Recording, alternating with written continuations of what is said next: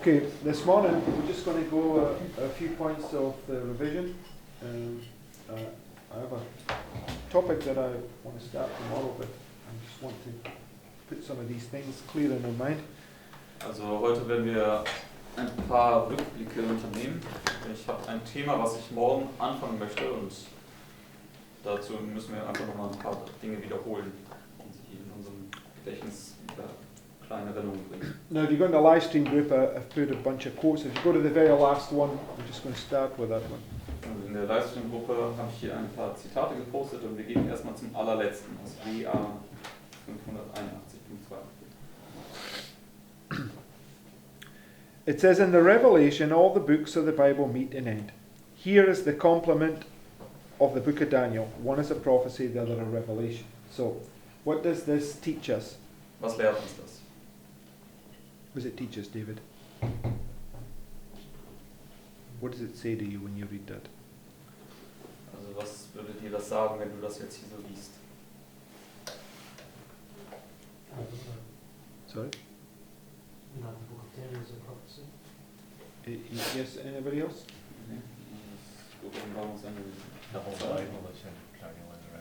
Well, yeah, it says that, but that's true, but that's not the point that I'm focusing on here. It's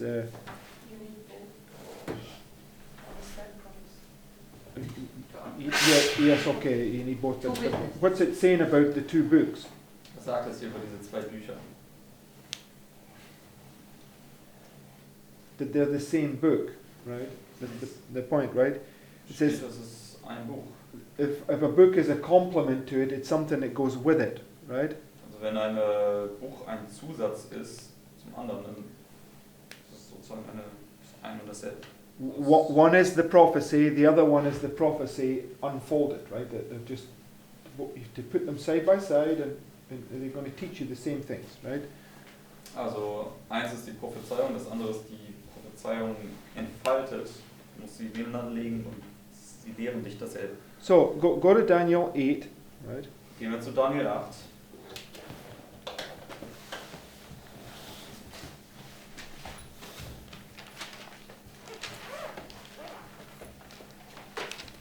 Scott, when you're there, read verses 1 to 3, please. Lesen wir dann in Daniel 8, die Verse 1 bis 3.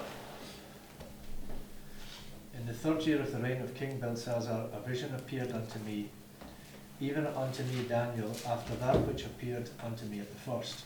And I saw in a vision, and it came to pass when I saw that I was at Shushan in the palace, which is in the province of Elam, and I saw in a vision, and I was by the river Ulai.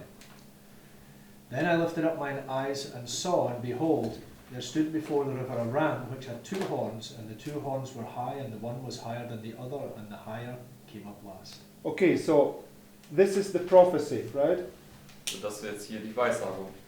Right? What did it, the quote we read, what does it say? Where's the prophecy revealed? Und in dem Zitat, was haben wir gerade gelesen, wo wird diese Prophezeiung entfaltet oder offenbart? In the, sorry, Mark? Revelation. Oh, I thought you said Daniel there. Im Buch Offenbarung. Okay, book of Revelation, right? So, but where is Daniel when he has this vision? Aber wo steht Daniel, als er diese Vision hatte?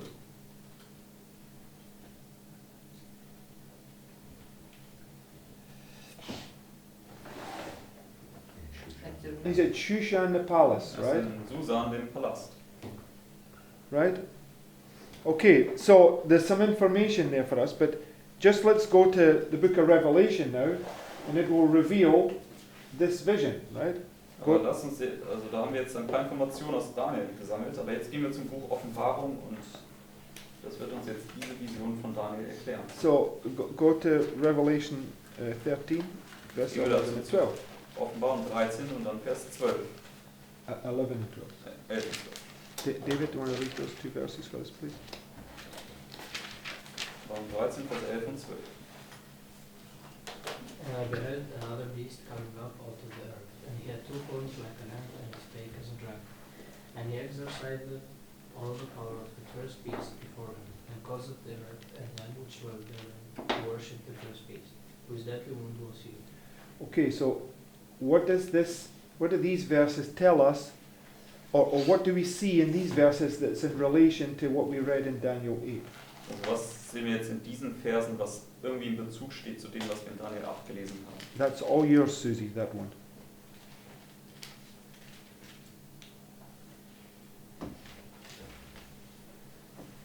Wo kann man eine Parallele sehen zwischen den Come on, Versen? if you take Daniel 8, what we just read, and this, what's the first thing that stands out? Also wenn du jetzt Daniel 8 nimmst, die Verse, die wir gelesen haben, und jetzt diese Verse hier aus Offenbarung 13, was sticht sofort hervor? Was ist die Parallele? Okay, there's both passages you see a two-horned beast, right? Also in beiden Passagen siehst du jeweils ein zweihörniges Tier. And in Revelation 13 is talking about the United States, right? This two-horned power that's going to speak like a dragon at the Sunday law, right? In Offenbarung 13 spricht das ja über die USA, diese zweihörnige Macht, die am Sonntagsgesetz wie ein Drache sprechen wird. Right? Richtig? So if Revelation is the unfolding of Daniel, right? It's revealing to us what the two horns in the book of Daniel represent, right? Also wenn das Buch Offenbarung die Entfaltung des Buches Daniels ist, dann erklärt uns hier das Buch Offenbarung, was diese zwei Hörner auch aus dem Buch Daniel darstellen. Right? Richtig? Sandra? Nod for yes, shake for no. Okay. Right? So, what was the point I was going to make? So, okay, when you go back to Daniel chapter 8, excuse me. Wenn wir zurückgehen zu Daniel 8.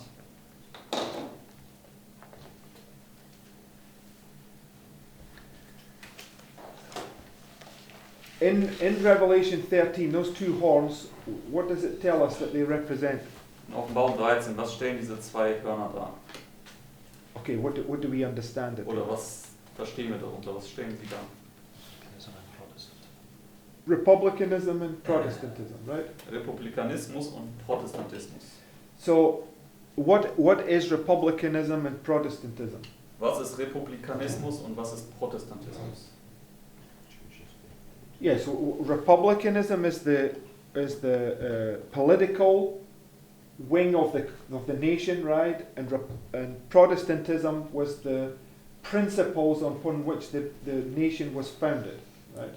Also der Republikanismus ist letztendlich der staatliche Aspekt und Protestantismus sind die protestantischen Prinzipien, auf denen die Nation basiert, und das ist doch die religiöse Aspekt. Okay, and a horn represents a power, right?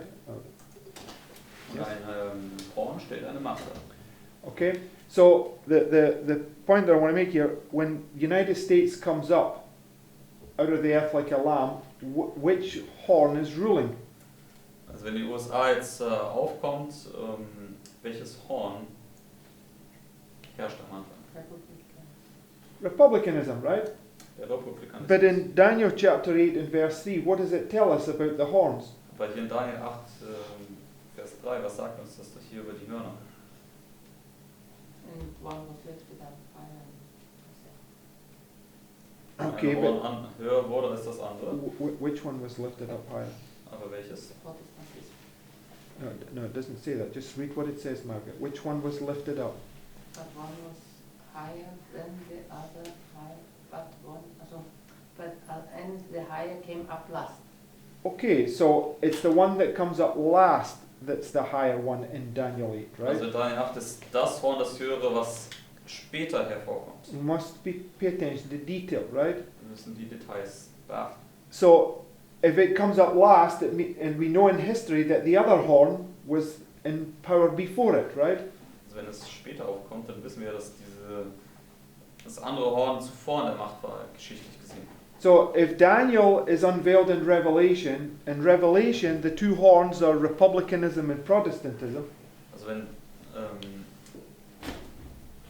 I said if Daniel is revealed in Revelation, also wenn Daniel in Offenbarung offenbart wird, and Revelation the two horns represent republicanism and Protestantism. und in der Offenbarung stellen die zwei Hörner Republikanismus und Protestantismus dar. Right? And Republicanism was the one that rules in the beginning, right? Und der Republikanismus war die Macht, die am Anfang geherrscht hat. Which horn is it that's coming up last right here? Welches Horn ist es dann, das am Ende hier hochkommt? Also als letztes Horn hervorgeht. Yeah, Protestantism, right? Protestantismus. So when the church is ruling over the state, what does it mark for us? Wenn die Kirche über den Staat herrscht, was markiert das dann? Welches Ereignis?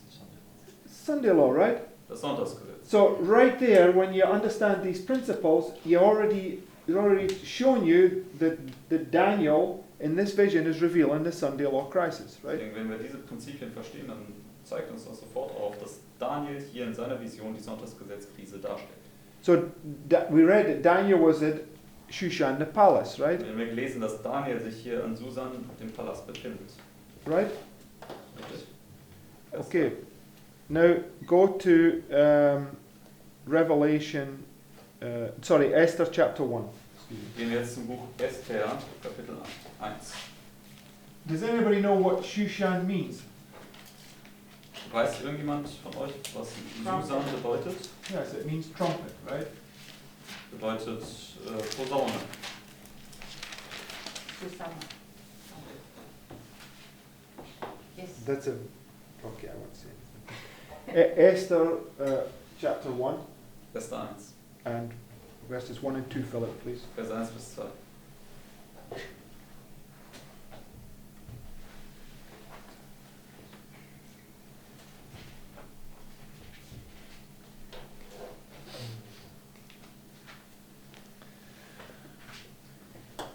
Now it came to pass in the days of Ahasuerus. This is Ahasuerus which reigned from India, kingdom to Ethiopia, over 120 provinces. That in those days when the king Ahasuerus sat on the throne of his kingdom, which was in Shushan the palace. So, where was he reigning? Wo hat regiert? Shushan the palace. Shushan the palace, right? In Susan, den Palast. So we have a link here between the book of Esther and Daniel chapter 8, right? Deswegen haben wir jetzt eine Verlinkung zwischen Esther und Daniel 8. Yes? No? Yes. Richtig? We need to be a little bit more enthusiastic. Okay. Otherwise it looks like we are the dead, dry bones. Okay. Ein bisschen mehr Enthusiasmus zeigen, sonst sind wir so wie die Totengebeine. Okay, now go to those quotes in the live stream and go to the first one. Gehen wir jetzt zu den Zitaten im Livestream und gehen wir dort zum ersten Zitat. From Prophets and Kings 605. Von Propheten und Könige 605.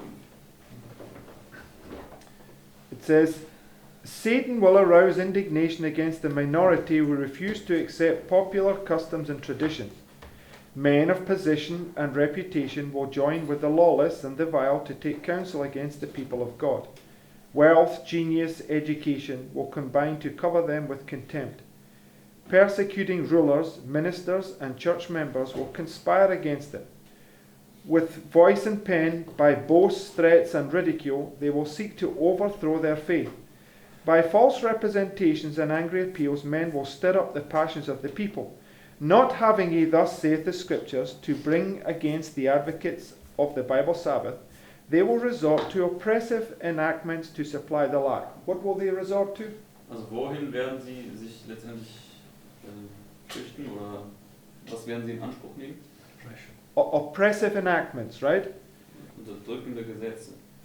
To secure popularity and patronage, legislators will yield to the demand for Sunday laws. So what are Sunday laws? Also was sind Sonntagsgesetze? They're oppressive acts, right? Das sind unterdrückende Gesetze. But those who fear God cannot accept an institution that violates a precept of the Decalogue. On this battlefield will be fought the last great conflict in the controversy between truth and error.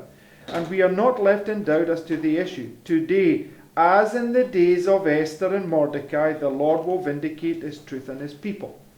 So what's the book of Esther about? Also worum geht's im Buch Esther? The Sunday law, right?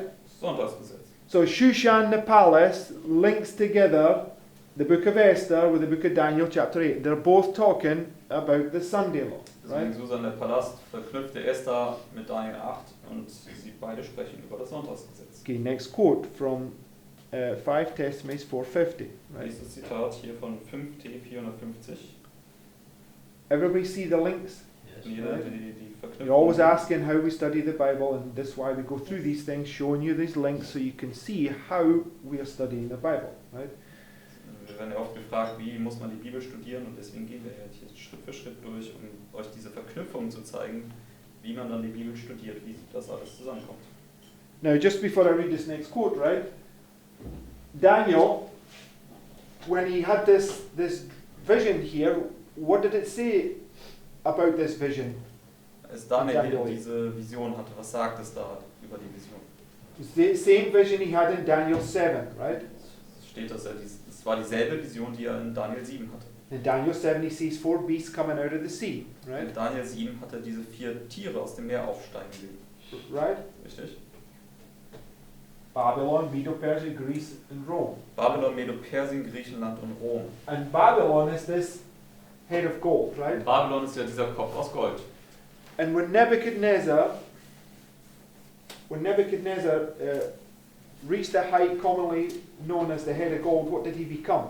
Und als Nebukadnezar diese Höhe der Macht erhalten hat, dargestellt durch den Kopf aus Gold, Oppressed. wozu wurde er? A cruel and proud oppressor, Zu right? einem stolzen, grausamen Unterdrücker. So what's it linking together here? Also was verlinkt das jetzt hier miteinander? Oppressive enactments. The oppressive enactments of the Sunday law crisis. Diese Right? unterdrückenden Gesetze der Sonntagsgesetzkrise. Did he set up a, when he made up the golden image, was it the Sunday law, Sister White says? Yes. Als er dieses goldene Bild aufgerichtet hat, war es das Sonntagsgesetz? Sagt das nicht Ellen White?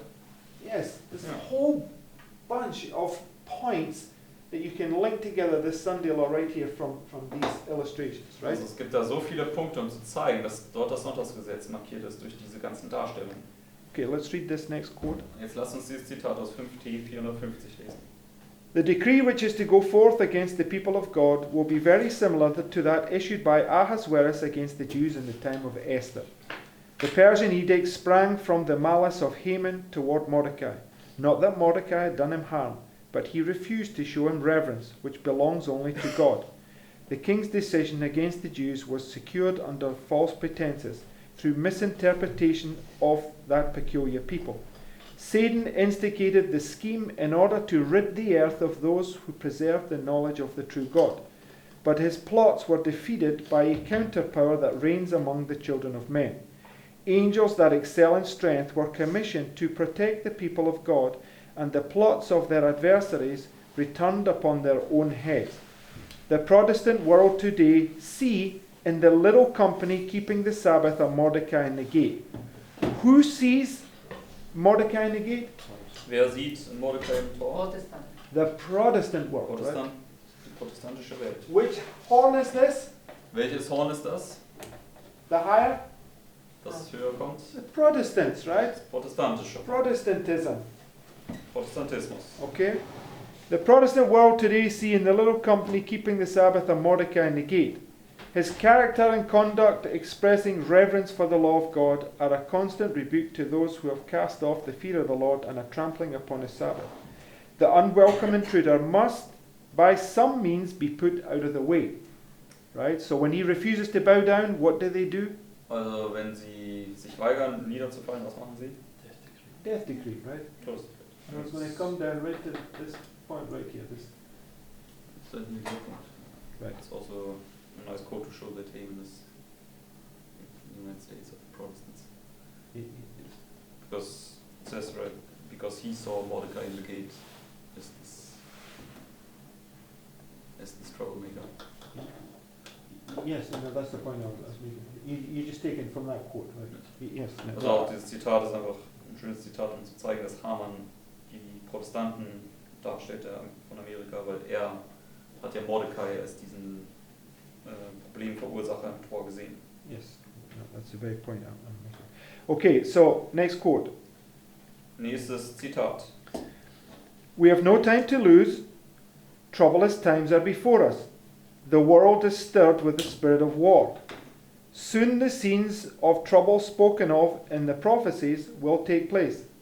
the prophecy in the 11th of Daniel has nearly reached its complete fulfillment. Much of the history that has taken place in the fulfillment of this prophecy will be repeated. Which prophecy is it speaking about Über here? welche Weissage spricht sie hier? Daniel 11, right? Daniel 11. And which part is the last part that needs to be fulfilled? Und welcher Teil ist der letzte Teil von Daniel 11, der sich erfüllen muss? Daniel 11, 40 to 45, right? Daniel 11, Verse 40 bis 45. So it says, the prophecy in the 11th of Daniel has nearly reached its complete fulfillment. Much of the history that has taken place in fulfillment of this prophecy will be repeated. Right? So Daniel 11, these historical applications coming down through there are going to be repeated. Where will they be repeated? Also Daniel 11, diese historischen Ereignisse aus Daniel 11, die werden sich wiederholen. Und wo werden sie sich wiederholen? Verses 40. Yeah, verses 40 to 45, right? In Versen 40 bis 45. Because 40 to 45 is the final conflict, right? Denn die Verse 40 bis 45 ist dieser finale Konflikt. So, all the portions in Daniel 11 prior to Daniel 11, 40 to 45 are all illustrating Daniel 11, 40 to 45. Deswegen alle Verse und alle Teile von Daniel 11, die vor Vers 40 gekommen sind, sind letztendlich eine Darstellung von dem, was unter Verse 40 bis 45 sich wiederholen wird. And now she's going to give us an illustration of that very thought, right? Und jetzt gibt sie uns ein Beispiel von diesem Gedanken. In the 30th verse, a power is spoken of that shall be grieved in return and have indignation against the Holy Covenant. So shall he do, he shall even return and have intelligence with them that forsake the Holy Covenant. Verses 31 to 36, right? Dann zitiert sie hier die Verse 31 bis 36. Scenes similar to those described in these words will take place. Where will they take place? Also, wo werden sich die ähnliche Szenen hier wiederholen? Daniel 11, 40. In Daniel 11, 40 to 45. In Daniel 11, Verse 40 bis 45. We see evidence that Satan is fast obtaining the control of human minds who have not the fear of God before them. Do we see that?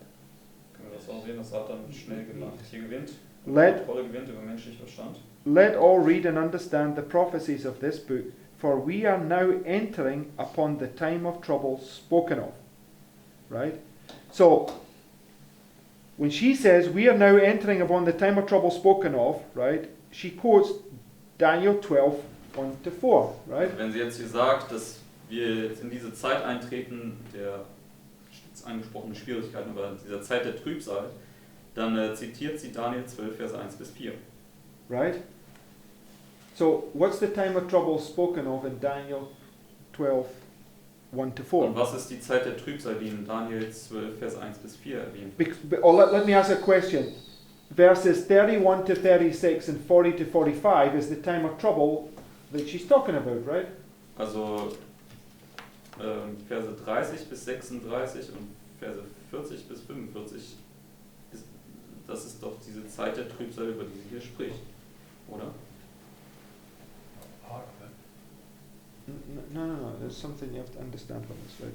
So, Isn't it that she speaks about the seven last plagues? okay, but look, you're all given. I covered this. I mean, I understand what you want to show. The seven last plagues are also in 1260, but but the point is, I don't know if this quote would. Okay, so go right to the beginning of the quote. It says, we have no time to lose, troublous times are before us. The world is stirred with the spirit of war. Soon the scenes of trouble spoken of in the prophet. Okay, if you're going to take the quote there, soon the scenes of trouble spoken of in the prophecies will take place, she would be speaking about the seven last plagues, right? Okay.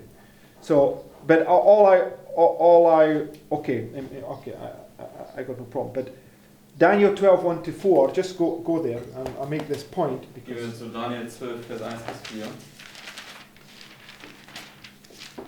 It says, and at that time shall Michael stand up, the great prince which standeth for the children of thy people, and there shall be a time of trouble such as never was since there was a nation even to that same time. Right? Wir haben jetzt Vers 1 gelesen.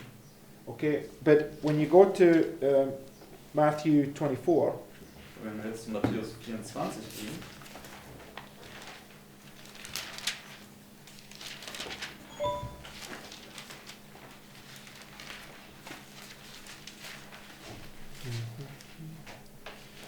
Verse 21.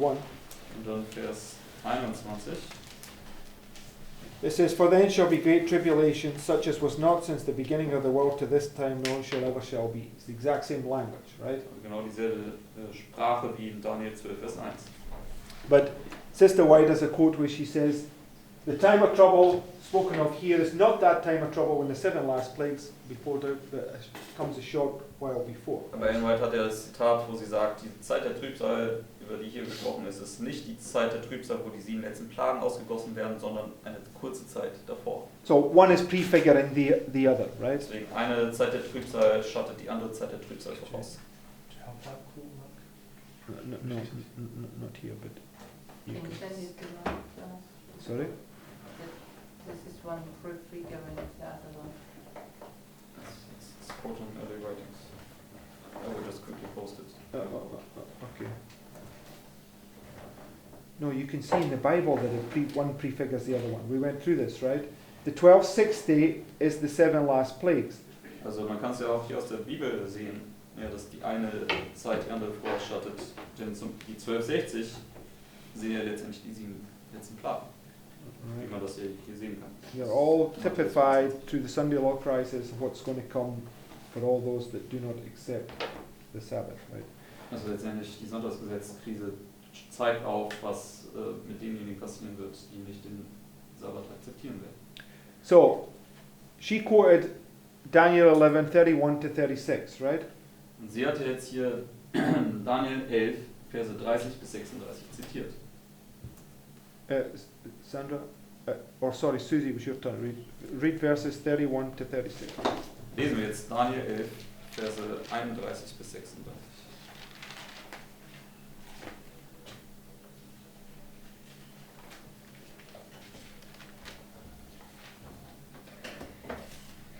And arms shall stand on his part, and they shall cleave the sanctuary of strength, and shall take away the days, and they shall place the abomination that maketh desolate. And such as do wickedly against the covenant shall be corrupt with flatteries, but the people that do know their God shall be strong and do exploits. And they that understand among the people shall instruct many, yet they shall fall by the sword, and by slain, by captivity, and by spoil many days. Now when they shall fall, they shall be holpen with a little help, but many shall cleave to them with flatteries. And some of them of understanding shall fall to try them, and to purge, and to make them white, even to the time of the end, because it is yet for a time appointed.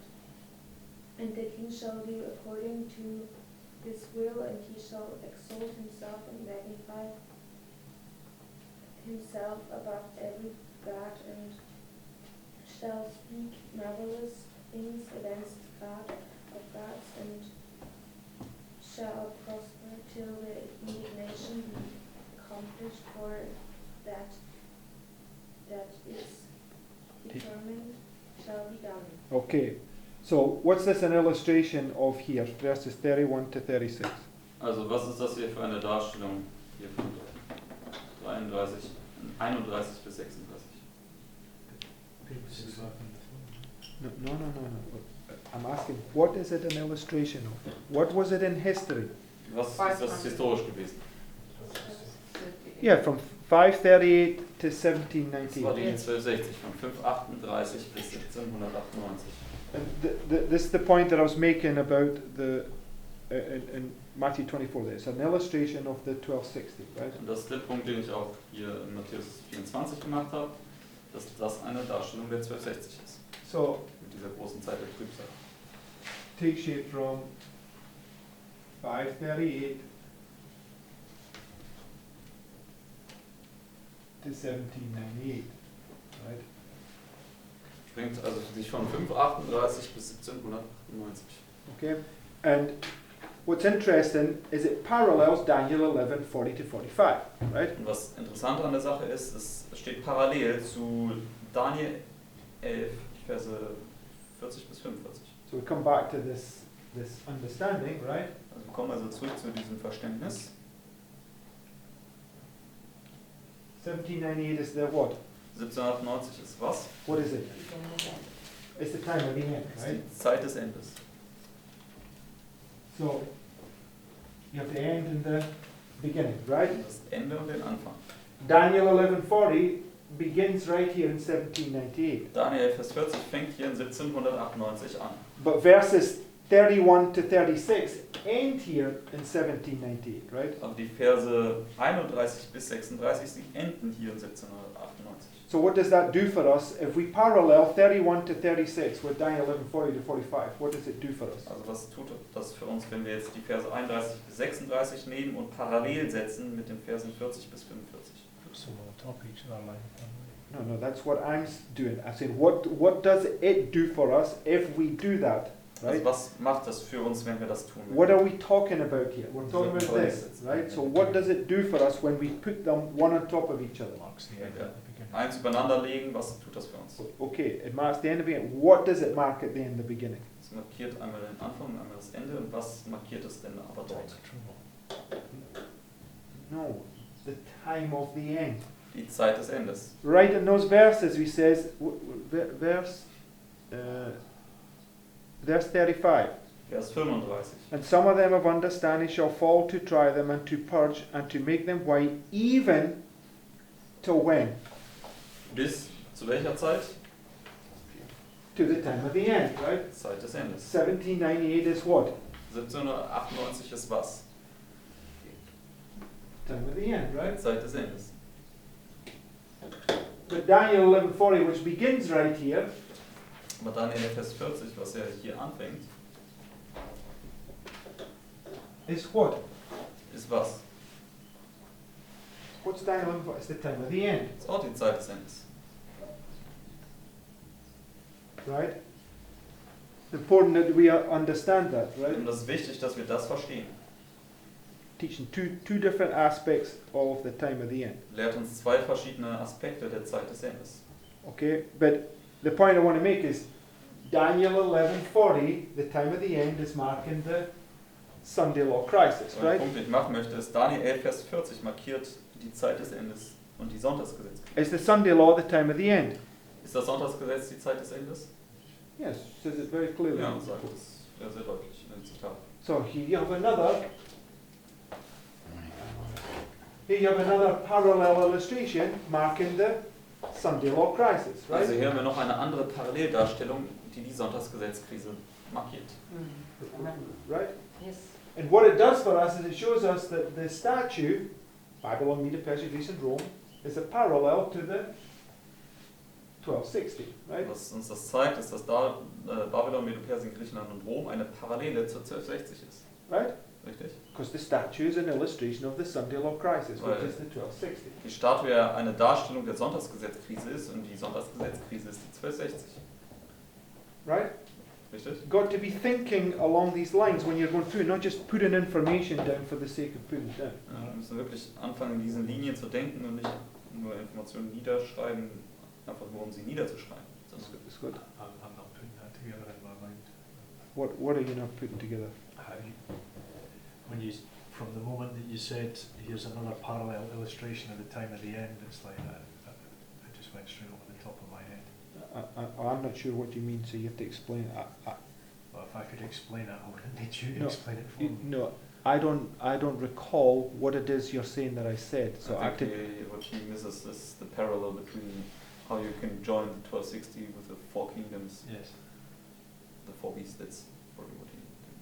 Because Daniel 11:40 is the time of the end. Daniel 11, Vers 40, also wir schauen uns nochmal an, warum wir die 1260 jetzt parallel setzen können zu diesen 4 Tieren, zu diesen 4 Königen. And the time of the end is the Sunday law crisis. Daniel Vers 40 ist die Zeit des Endes und die Zeit des Endes markiert die Sonntagsgesetzkrise. And we're just paralleling Daniel 11:31 to 36 with Daniel 11:40.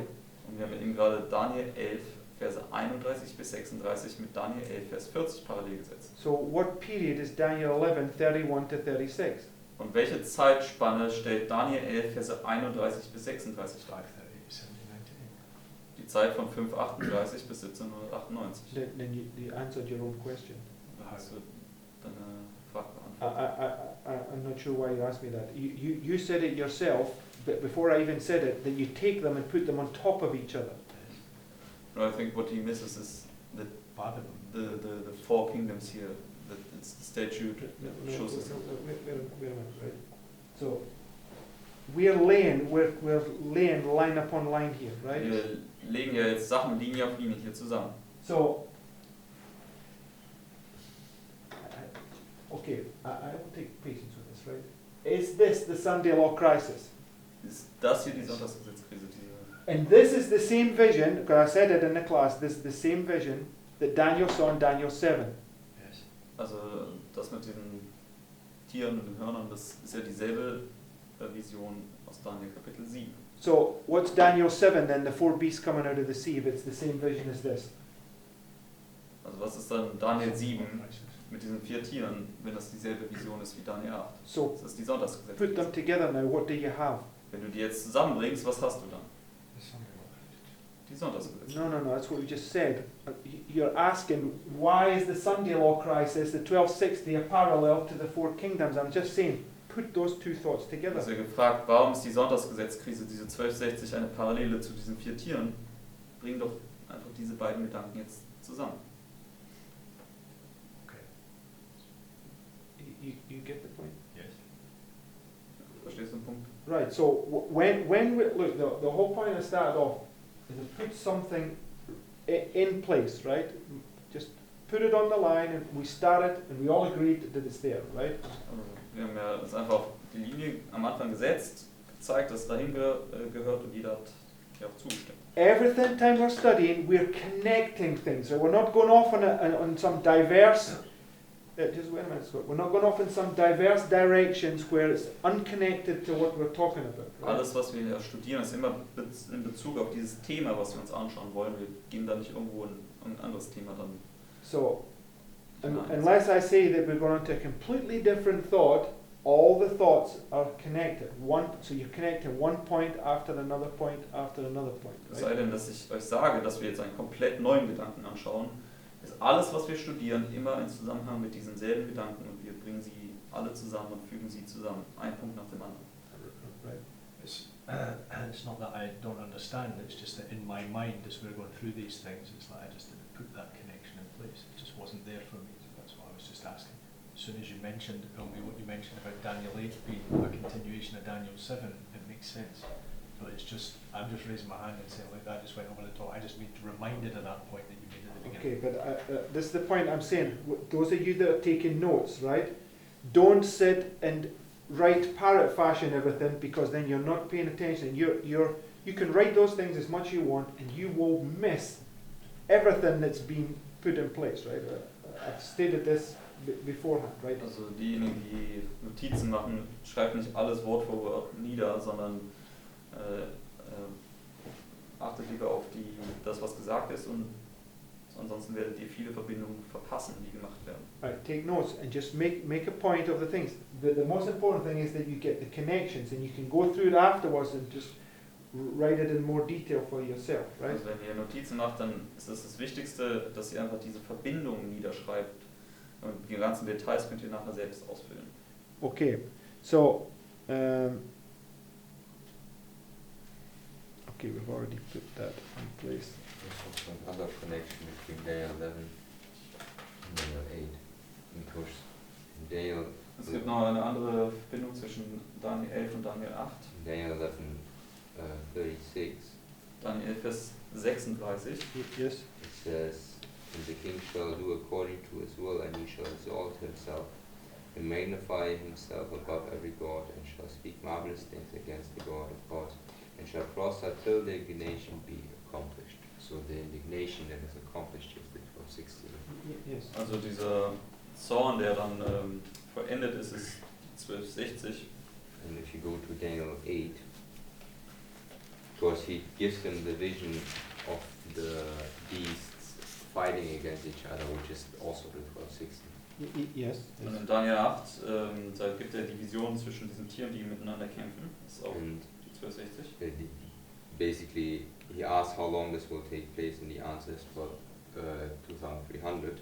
Er fragt ja, wie lange wird das stattfinden, und die Antwort ist 2100. And then Daniel doesn't understand, and Gabriel comes to him from verse 17 to Yes. 19. Yes. Daniel versteht das nicht, und dann kommt der Gabriel zu ihm und erklärt ihm das in den Versen 17 bis 19. He says, so he came near when I stood, and when he came I was afraid and fell upon my face, but he said unto me, understand, son of man, for at the time of the end shall be the vision. So right? at the time of the end, that's where the vision begins, But right? it confirms it in verse Also zur 19. Zeit des Endes fängt die Vision an.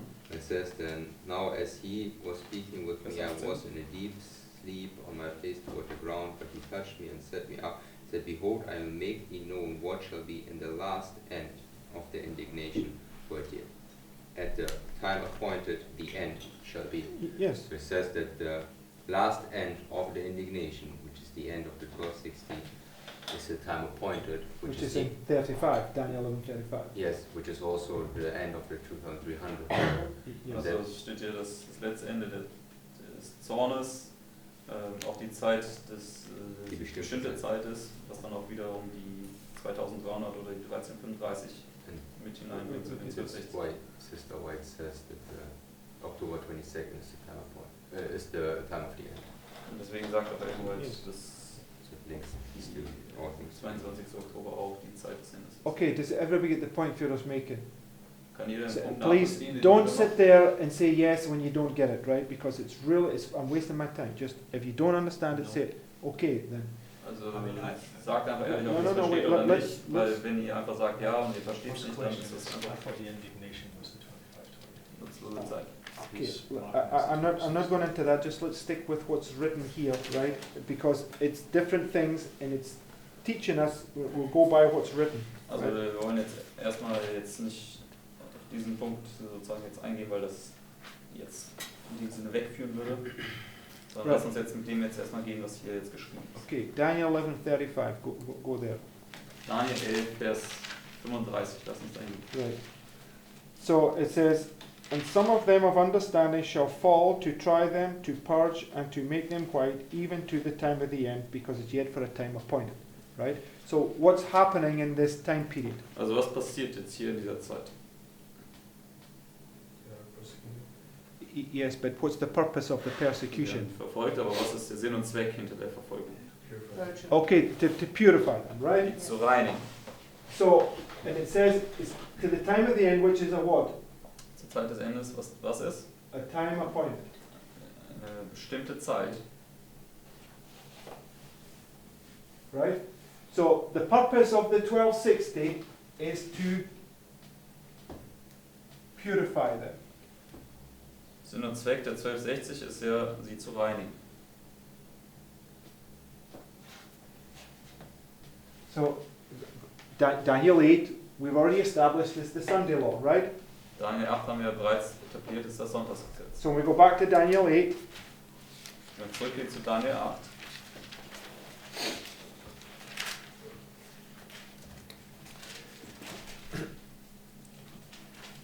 and we go to verse 13. Daniel 8, Vers 13.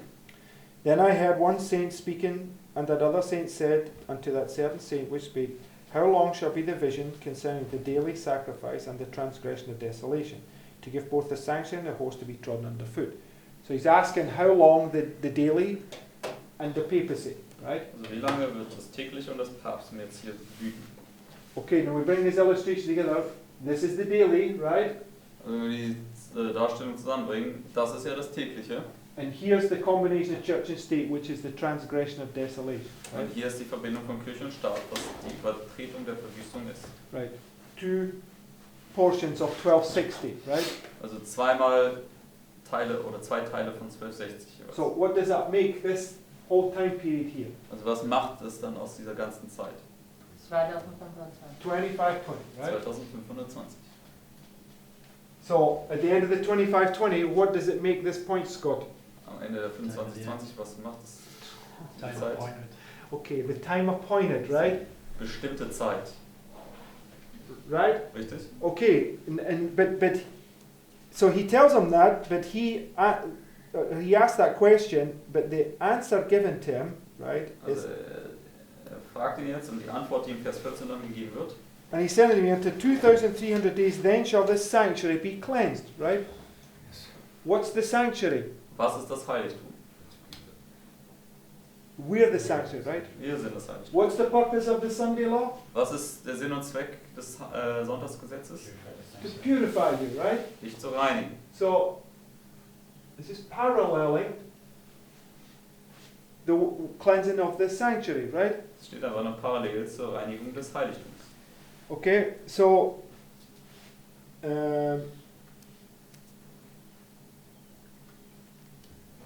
yes, and when you come to verse 17, Und wenn wir noch runtergehen zu Vers 17. so he came near where I stood, and when he came, I was afraid and fell upon my face. But he said unto me, Understand, O Son of Man, for at the time of the end shall be the vision. What's he saying to him right there? Was sagt er ihm jetzt hier in Vers 17? What vision will be at the time of the end? Welche Vision wird zur Zeit des Endes sein? The 2520, the 2300, right? 2520, die 2300. Telling him that it's starting at the time of the end, Er right? sagt ihm, dass es zur Zeit des Endes anfängt. Right? And then it says, Now as he was speaking with me, I was in a deep sleep on my face toward the ground. But he touched me and set me upright, said, Behold, I will make thee know shall be in the last end of the indignation, for at the time appointed the end shall be. Das ist Vers 19. So the vision is at the time of the end, right? Die Vision fängt in der Zeit des Endes an. Then he says, I'm going to let you know what will be in the last end of the indignation, for the indignation will be for a time appointed. Er sagt ihm, ich werde dir zeigen, was am letzten Ende des Zornes ist, denn die Vision ist für die bestimmte Zeit. So how is Gabriel teaching us? Oder das Ende ist für die bestimmte Zeit. Wie lehrt uns Gabriel hier? Line upon line, right? Linie auf Linie. Just taking the different illustrations and putting them on top of each other, exactly as we're doing here, right? Er nimmt die verschiedenen Darstellungen, legt sie übereinander, genauso wie wir das hier machen. Right? Everybody see that point now? Kann jeder jetzt den Punkt sehen? Okay. Okay. Now go to Daniel 7. Gehen wir jetzt zu Daniel 7. Oh, sorry. No, sorry. Forgive me. Go to Daniel 11 Entschuldigung, gehen wir doch zuerst zu Daniel 11. and verse 1. Daniel 11, Vers 1. Now we spent the time reading this quote that says, much of this prophecy in Daniel 11 shall be repeated, right? And we took Daniel 11, 31 to 36 and paralleled it with Wir Daniel haben eben 4. gerade das Zitat gelesen, wo sie sagt, dass viel von Daniel 11 sich wiederholen wird. Und sie hat ja dann beispielsweise Verse 31 bis 36 zitiert. So when we go to Daniel 11 verse 1, Susie, right, where's it going to take us? Und wenn wir jetzt zu Daniel 11, Vers 1 gehen, wohin bringt uns das wirklich? Where's it going to take us and why? Wohin bringt uns das und warum? Can't let your mind wander, right? Dürfen unseren Okay, Verstand nicht go to Daniel 11:1, right? Wanderschaft Just read lassen. verse 1 for us, please. Gehen wir dann zu Daniel 11, Vers 1. Right? Lesen wir das. And then tell me what you see. Also in the first year of Darius, the Mede even I stood to confirm and to strengthen him. So, where did Darius the Mede come? Which year, Susie? First of In welchem Jahr kam Darius der Mede? Literally in history, which year was it? Buchstäblich in der Geschichte. 538. Okay, 538. And what was 538? 538 vor Christus. On the line, what point in time was it? Was markiert das auf unserer Linie, dieses Datum? The time of the end. So what's it doing? Die Zeit des Endes. Was macht das also folglich für uns? What's it? If you were to take Daniel 11:1 now, you could parallel it with Daniel 11, 40 to 45. That's what Sister White's teaching us, right? Deswegen, du könntest jetzt Daniel 11, Vers 1 nehmen und jetzt parallel setzen mit Daniel 11, Vers 40 bis 45. Right? Because Daniel 11, 40 is the time of the end. Denn Daniel 11, Vers 40 ist auch die Zeit des Endes. Right? So you see, when you go back now to the beginning of Daniel 11, you know that it's all pointing to this beginning point right here. Right? Deswegen, wenn du zurück gehst hier an den Anfang von Daniel 11, siehst du, dass es folglich auch über diese Zeit hier spricht. Right? Richtig? We went through this the other day, and then go to verse 2. Gehen wir jetzt zu Vers 2. So we know that when literally Gabriel is just got Daniel, begins to talk to Daniel in Daniel chapter 10. In Daniel 10, Daniel's now relating his experience, right? Also in dem Kapitel davor, in Daniel 10, da spricht der Gabriel buchstäblich zu Daniel, wo Daniel wirklich jetzt steht. Right. Und er erklärt ihm dann seine Erfahrung. So we know he's at the waymark that was paralleled by 9/11, August 11th, 1840, the baptism of Christ, right? This is Deswegen wir wissen, dass Gabriel und Daniel buchstäblich und geschichtlich an der Wegmarke stehen, die dargestellt ist durch 9/11 oder durch die Taufe Christi oder den 11. August 1840. right. None other than a person as Jesus Christ comes down, right? Das ist dann keine geringere Person als Jesus Christus, die hier herabkommt. And that's Revelation 10, right? Und das ist Offenbarung 10, richtig? And Revelation 10 is a type of what? Und Offenbarung 10 ist ein Typus wofür? Revelation 18. Für Offenbarung 18. And Revelation 18 is the Sunday law crisis, right? Offenbarung 18 ist ja die Sonntagsgesetzkrise. Right, so you have all these evidences again showing us that same waymark, Deswegen, right? wir haben all diese Beweise wieder, um uns zu zeigen, dass es dieselbe In Wegmarkierung Daniel ist. 10 oder Daniel 11 war das alles. No, Daniel 10 and Daniel 11 is the same vision, Margaret. Daniel 10 und Daniel 11 ist dieselbe Vision.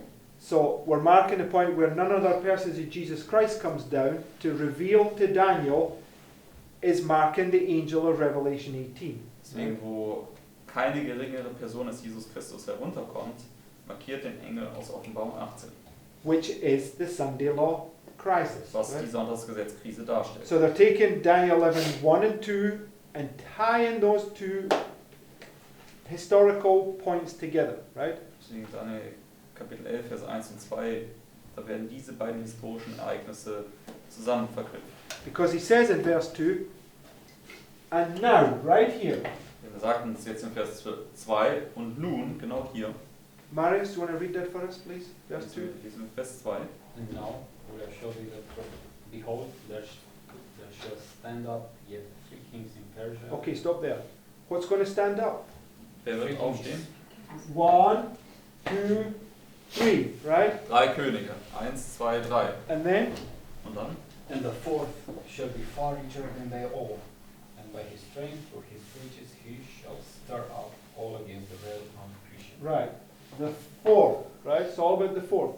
Vierte. Und es geht immer um dieses vierte Reich. So, go to Daniel 7. Gehen wir jetzt zu Daniel 7.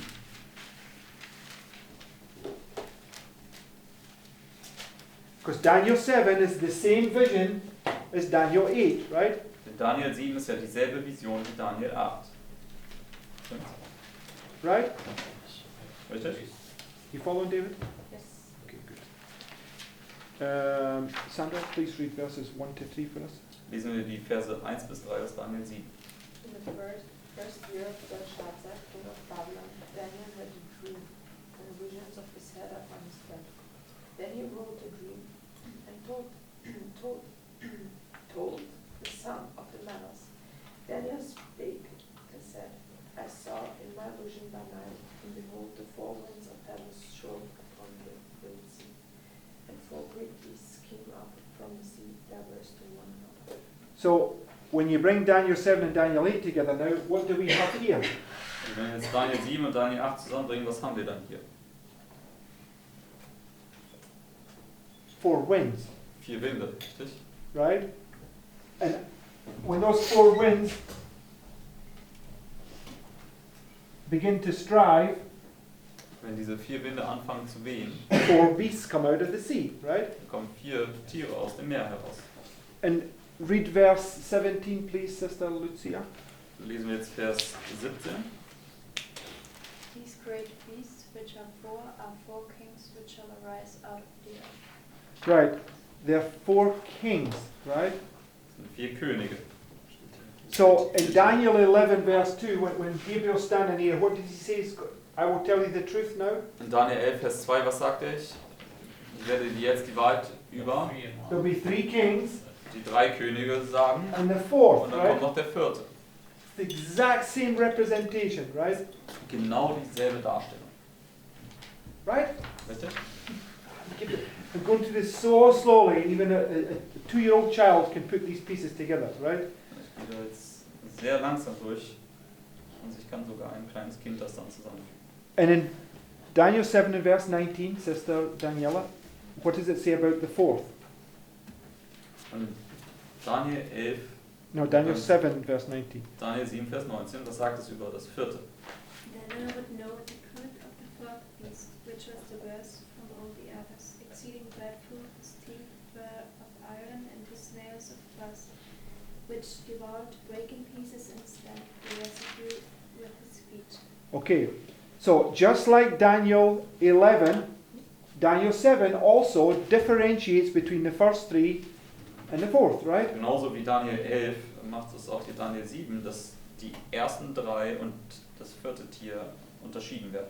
So this is how we understand, when you bring them all together, it gives you more information. So you have to add all the information together and then you have a complete picture, Das ist right? ja wie wir studieren. Wir müssen sozusagen, es wiederholt sich immer und es erweitert sich. Wir müssen also immer dann alles zusammenbringen und das bildet dann sozusagen die komplette Information auf. So go to Revelation 13. Gehen wir jetzt zur Offenbarung 13.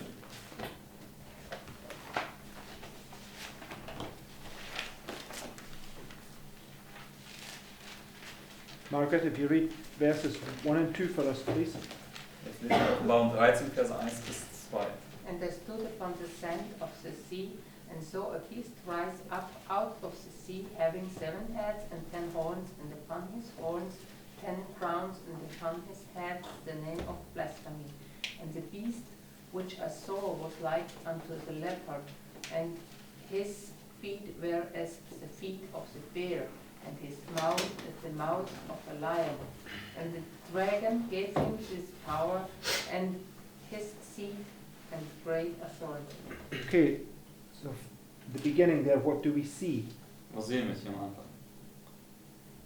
10 horns. No, wait, what's at the beginning? When you begin to read that sentence, what do we see first? Was sehen wir hier zuerst? Where is he standing? Wo steht er? That's the sea. Right, he's at the sea. And what does he see Am coming Meer. out? He sees something coming up out of where? Da kommt jetzt etwas heraus, woher? Out of the sea. Aus dem Meer. What did Daniel see? Was hat Daniel gesehen? Different sea, but what did he see? Was hat Daniel gesehen? He saw 4 beasts come out of the sea. Er hat 4 Tiere gesehen, die aus dem Meer kamen. Okay, Daniel and Revelation are one book, right? Daniel und Offenbarung sind ein Buch. So you can be sure when Daniel saw a beast come out of the sea, John is saying the exact same beast coming out of the sea, right? Deswegen, wenn Johannes, als Daniel die 4 Tiere aus dem Meer aufsteigen hat sehen, sieht Johannes hier genau dasselbe Tier. Now we already put in place that this is the 1260, right? Wir haben ja bereits an Platz gesetzt, dass das hier die 1260 ist. What's Revelation 13 here a symbol, an illustration of? Und wovon handelt Offenbarung 13 jetzt hier? The 1260, Von den 1260. right? Where the man of sin is ruling over what? Wo der Mensch der Sünde worüber herrscht. Okay, the beast coming out of the sea, right? Has 7 heads and 10 horns, right? Das Tier, was ja hier aus dem Meer kommt, hat 7 Köpfe und 10 Hörner. So we know it's a representation of the dragon, right? Deswegen, wir wissen, dass es eine Darstellung des Drachen ist. But in verse 2, what do we see? Aber in Vers 2, was sehen wir dort? We see the lion, the bear, the leopard, and the dragon, Wir right? sehen den Löwen, den Leoparden und den Bären und den Drachen. What did Daniel see come out of the sea? Was hat Daniel aus dem Meer aufkommen sehen? The lion, the bear, the leopard, and the dragon. Ja, Right? selber, den Löwen, den Bär, den Leoparden und den Drachen. Right? Richtig? Perfect, right? When you understand it this way, right? Das ist wirklich perfekt, wenn du das auf diese Weise sehen und verstehen kannst. Okay, next quote, Great Controversy 439. Nächstes Zitat aus dem großen Kampf. Just got 2 more points and then we're done. Großen Kampf 439. Und 2 Punkte noch und dann sind wir durch. You must be able to prove these things, right?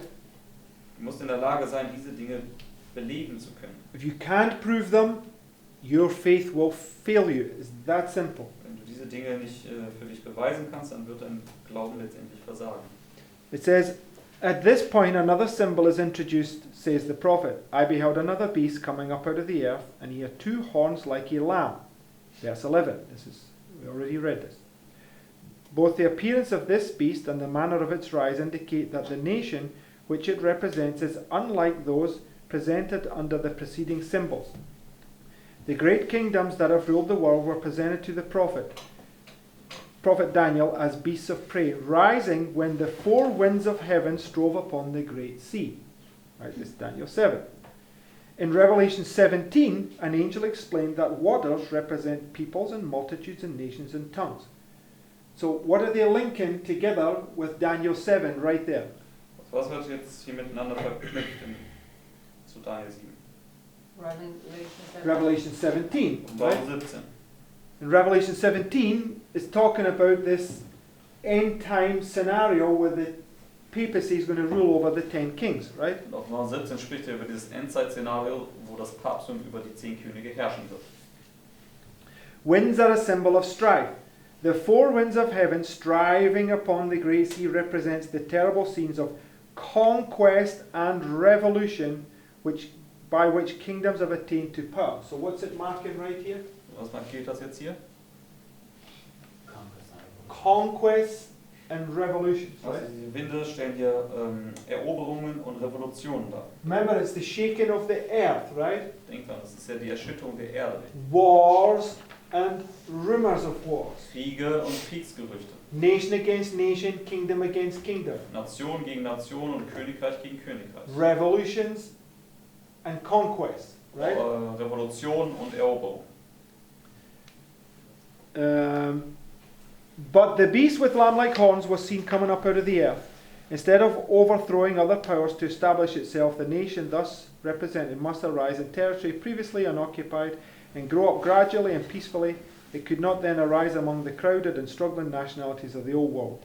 That turbulent sea of peoples and multitudes and nations of tongues, it must be wrought in the western continent. So, talking about the United States coming up, the deadly wound, right? Which is here. Geht jetzt, wie die USA hier aufkommt bei der Todeswunde des Papsttums.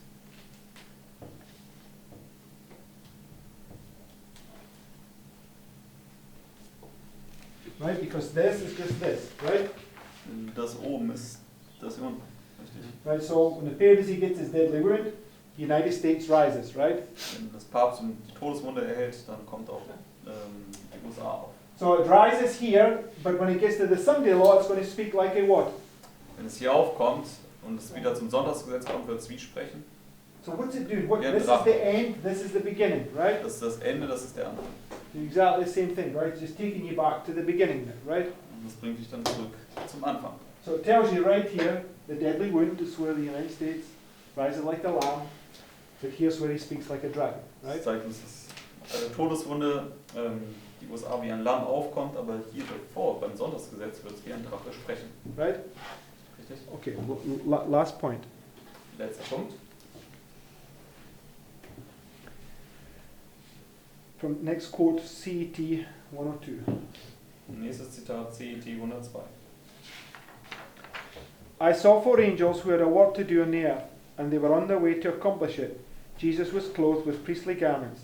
He gazed in pity on the remnant, then raised his hands with a voice of deep pity, cried, My blood, Father, my blood, my blood, my blood. Then I saw an exceeding bright light come from God, who sat upon the great white throne, and was shed all about Jesus. Then I saw an angel fly with a commission from Jesus, swiftly flying to the 4 angels who had a work to do on the earth, and waving something up and down in his hand, and crying with a loud voice, Hold, hold, hold, hold, until the servants of God are sealed in their foreheads.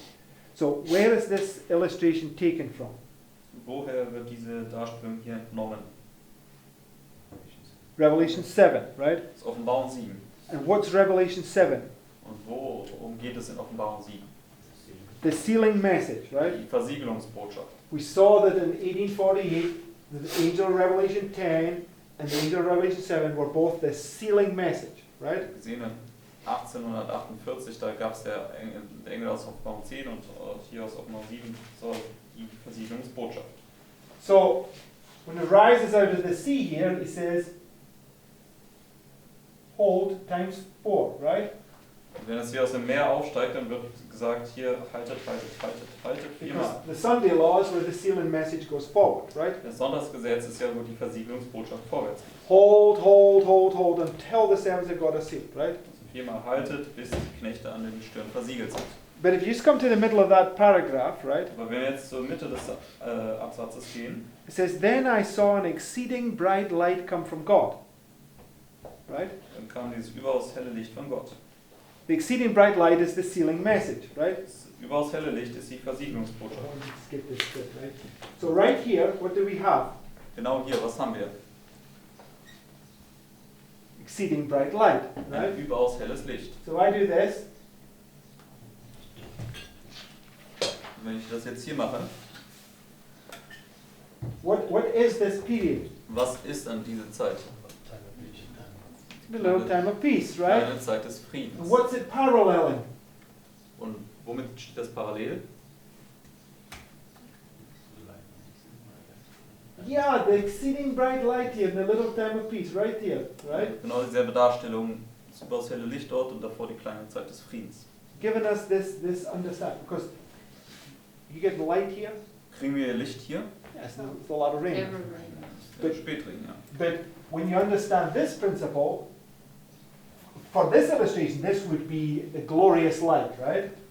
Also für diese Darstellung allein genommen wäre das schon das herrliche Licht, aber auf der anderen Darstellung ist es das Licht. No, just saying, if you were just dealing with this, is at the end, this would be a glorious light. It would be like the lot of rain, right? So, wenn man nur die Darstellung nimmt, dann ist das hier dieses herrliche Licht, das ist der Spätregen. But when you now parallel, it's teaching you that the light that comes here at the next Sunday law is going to be exceedingly greater light than what you got here. Aber Right? wenn wir uns diese Darstellung anschauen, dann sieht man, dass das Licht, was da am nächsten Sonntagsgesetz kommt, noch herrlicher sein wird als das Licht, was dort an der finalen Untersuchung kam. Right? I always wondered why that exceeding bright light was written in there, but you can see why it's, when you bring these things. Ich habe mich immer verwundert, warum in diesem Zitat steht, dass es ein überaus helles Licht war. Aber wenn wir die Sachen jetzt zusammenbringen, dann sehen wir ganz klar, warum. Okay? But you can also, when you take this now and parallel it under there, you know that exceeding bright light is just teaching you again this parallel, right? Und man kann dann auch hier dieses Fraktal nehmen von überaus hellem Licht bis zur finalen Untersuchung, dann parallel setzen mit dem Sonntagsgesetz bis zur finalen Untersuchung und dann hat man auch das überaus helle Licht an diesem Sonntagsgesetz. Right? Richtig? So, we're studying line upon line, precept upon precept, here a little, there a little, Und wir right? studieren ja Linie auf Linie, Vorschrift auf Vorschrift, hier ein wenig, da ein wenig. People are always asking, how do you study the Bible? How do you do this? It's a complete illustration of it we've just gone through this morning, right? Leute fragen immer, ja, wie studiert ihr das? Wie studiert ihr die Bibel? Und heute Morgen habe ich eine klare Darstellung davon gegeben. You're not to read it like a storybook, right? Wir dürfen die Bibel nicht wie ein Geschichtsbuch lesen. You're to take the text and go through it and pull all the points out that's there and put them down on the line and then bring other points on top of it, right? This is what we're doing. Wir müssen durch den Text gehen, die Punkte entnehmen und auf die Linie richtig platzieren und dann die Parallelgeschichten dazu sehen und die miteinander verknüpfen. Okay? Richtig? All understand this better now? Können wir das ein bisschen besser jetzt verstehen? All right, okay. Let's close. Lass uns mit dem Gebet abschließen. Lieber Vater, ich danke dir dafür, dass wir immer wieder verstehen lernen dürfen, all das, was du uns aufzeigen willst. Father in heaven, we thank you that we we can learn and understand what you want to show us. Und ich bete darum, dass du uns auch Erinnerung schenkst und dass es in unsere Herzen hineinkommen kann. Also want to ask you that you give us remembrance of these things and that it also can enter our hearts. Und dass wir stehen können, wenn wir vor diese Prüfungen kommen. And that we can stand in these trials. Und ich bete darum, dass du uns auch hilfst, an diesem heutigen Tag dein Werk auszurichten. I also want to ask that you help us today to fulfill our daily tasks.